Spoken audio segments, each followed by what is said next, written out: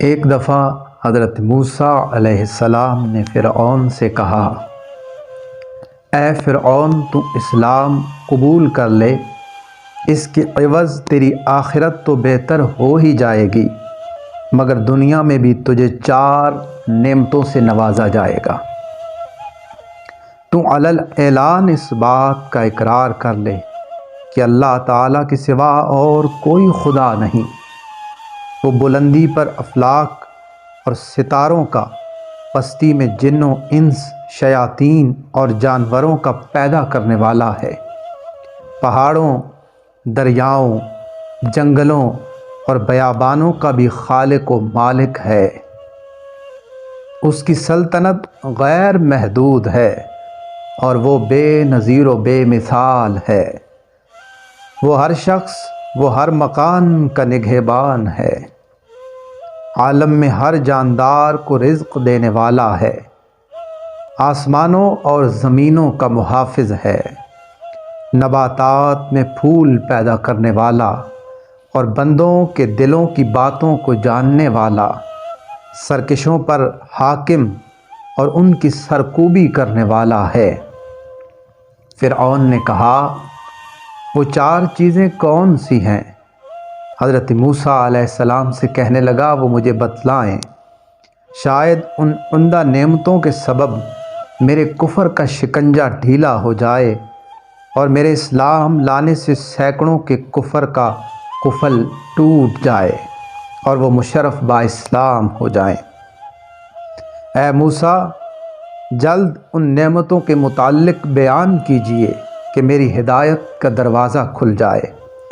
حضرت موسیٰ علیہ السلام نے حکم الہی سے فرمایا، اگر تو اسلام قبول کر لے تو سب سے پہلی نعمت تجھے جو ملے گی وہ یہ ہے کہ تو ہمیشہ تندرست رہے گا، کبھی بھی بیمار نہیں ہوگا، اپنے خانہ تن میں تعلق خداوندی کا ایسا خزانہ دیکھے گا جس کو حاصل کرنے کے لیے تو اپنی تمام خواہشات نفسانیہ کو مرضیات الہیہ کے تابع کرنے کے لیے مجاہدات میں جان تک دینے کو تیار ہو جائے گا۔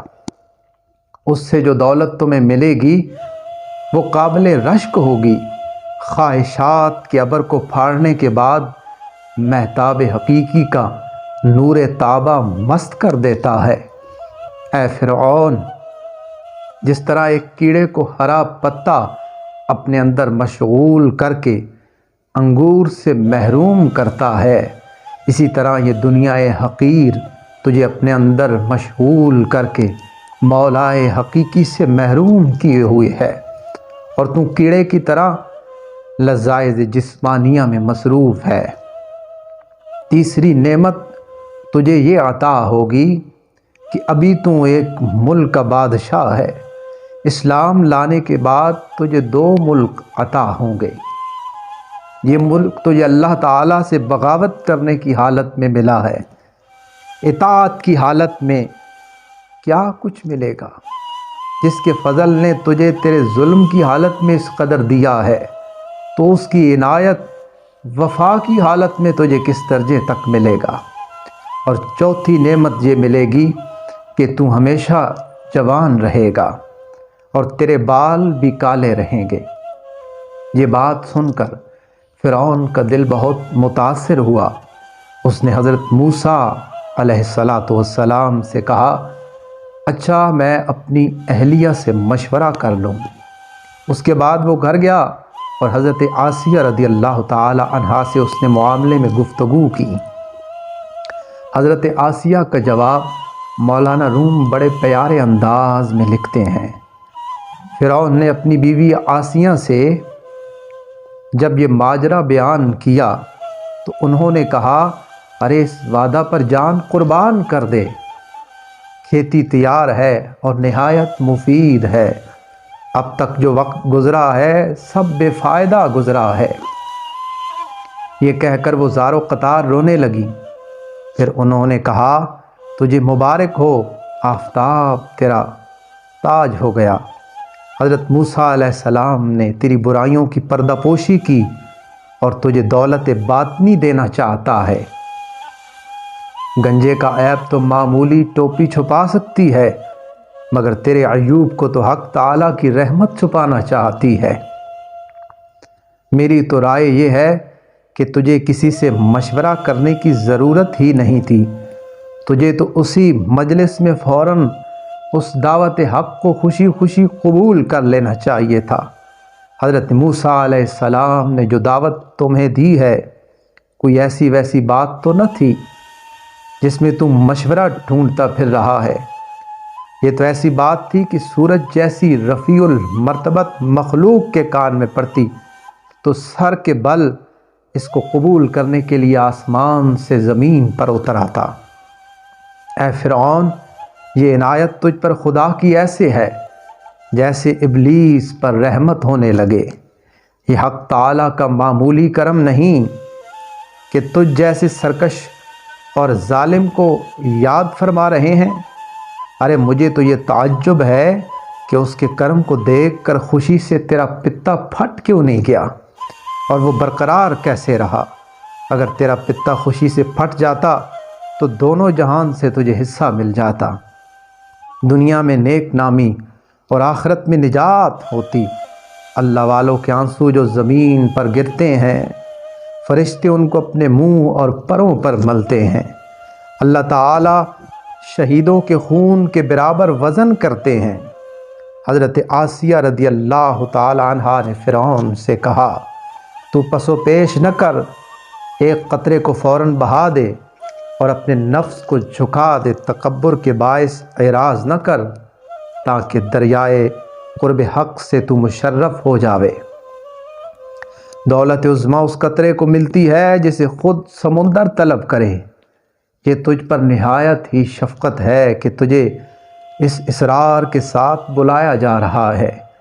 دریائے رحمت خود تجھے بلا رہا ہے، تو کیوں دیر کرتا ہے؟ جلد اپنے آپ کو ان کے ہاتھ فروخت کر دے۔ اگر تو بے دست و پا ہے، اپنی ذاتی سعی سے اس دریا تک نہیں پہنچ سکتا، تو اپنے آپ کو حکم موسیٰ علیہ السلام کا بالکل مطیع کر دے۔ جن انعامات کا تجھ سے وعدہ کیا جا رہا ہے، تو ان پر بدگمانی مت کر، انہیں فریب و دھوکہ مت سمجھ، بلکہ ان انعامات کو جلد حاصل کر، تاکہ تو کہیں غلط بینی سے دھوکہ کھا کر برباد نہ ہو جائے۔ اپنی گردن خدا کے سامنے جھکا، اس کی بشارت سے خوش ہو جا۔ کب تک سرکشی کرتا رہے گا اور گردن تکبر سے اونچی رکھے گا؟ توقف مت کر، جلدی محبوب حقیقی سے مل جا۔ وہ خالق و مالک تجھے تیرے گناہوں پر شرمندہ نہیں کر رہا، تو اس کا شکر ادا کر۔ خدا تجھے اپنے فضل سے اپنے تک رسائی کا راستہ دے رہا ہے، تو دوڑ کر جا۔ دیکھ تو صحیح ہے فرعون، اس قدر تیرے کفر عظیم کے باوجود اس کا اکرام تجھے کیوں کر قبول کر رہا ہے؟ کیا یہ انعام اور عطائے شاہی قابل قدر نہیں؟ ایسا عجیب بازار کس کے ہاتھ لگتا ہے کہ ایک گل کے عوض گلزار ملتا ہو، ایک دانے کے عوض 100 درخت ملتے ہوں۔ اس سوز و گداز کے ساتھ حضرت آسیہ رضی اللہ تعالی عنہا نے رغبت دلائی کہ جلد از جلد وہ رجوع اللہ کرے۔ فرعون نے وہی پھر سے الفاظ دہرائے، اچھا ہم اپنے وزیر حامان سے بھی مشورہ کر لیں۔ حضرت آسیہ رضی اللہ تعالی عنہا نے کہا، اس سے بیان نہ کر، وہ اس کا اہل نہیں۔ بھلا اندھی بڑھیا بادشاہی کی قدر کیا جانے؟ نااہل کے وزیر بھی نااہل ہوتے ہیں۔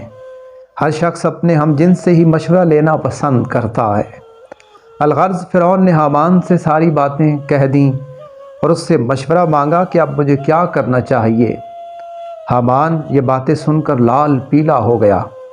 غم و غصے میں آ کر اس نے اپنا گریبان چاک کر ڈالا، شور مچانا اور رونا دھونا شروع کر دیا، اپنی دستار کو زمین پر پٹخ دیا اور کہا، ہائے حضور کی شان میں موسیٰ نے ایسی گستاخی کی، نعوذ باللہ۔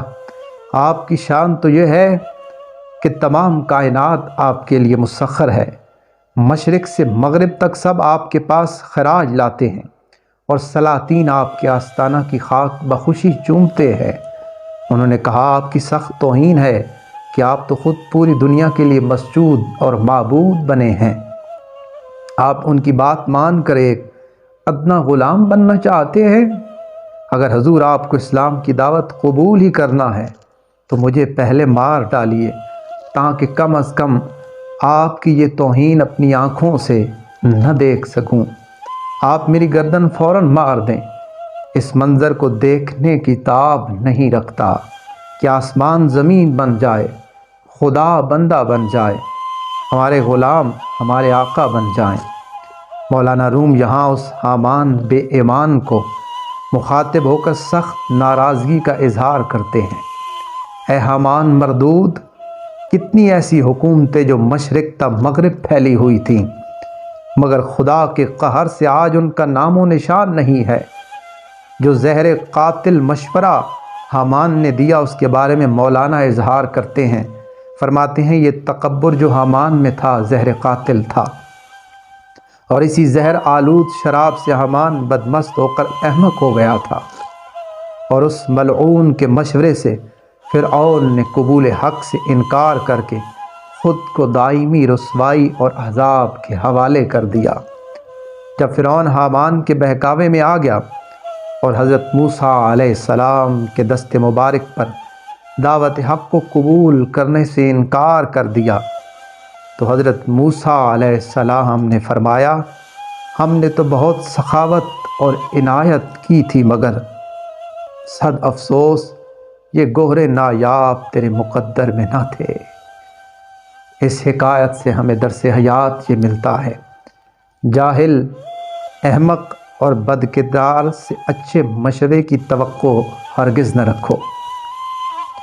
اگر عورت بھی صاحب کردار ہے تو اس سے مشورہ کر لو، وہ تمہیں اچھا مشورہ دے گی۔